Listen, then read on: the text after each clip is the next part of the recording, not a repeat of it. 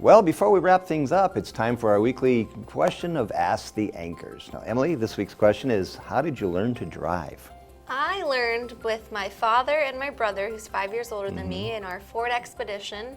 And I remember my brother was in the back seat just being a pest and bothering me, so I was very nervous, and he wanted to make me really nervous. How old were you? I was probably, I think, like 13, 14. Yeah? We'd go for laps around the neighborhood. Okay. But I do attribute my heavy foot to my brother. So you got an early start. I did. I think I got even an earlier start. Because Okay. when I was, I believe it was 9 or 10 years old, I got to go out to a farm in Kansas that belonged to the man who actually was the best man in my folks' wedding.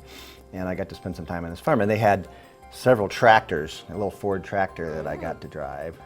And when my folks came to pick me up in their Plymouth Valiant, it was like, Dad, you gotta let me drive the Plymouth Valiant. So he let me drive it on these country roads at 9 years old. And then I was like insufferable until I got my license because Yeah. I was always trying to drive. I'll never forget that wait, just wanting to get the license. You wanted so bad. Now was I'd rather so have someone hard to drive me wait. around. Well, coming up next week, we'll hear about tea room modeling. We'll get a preview of an upcoming President's Drama. We'll hear from Dr. Goforth about a missions trip to Honduras you can join him on. We'll get a preview of a film presentation from our friends at Ding Darling.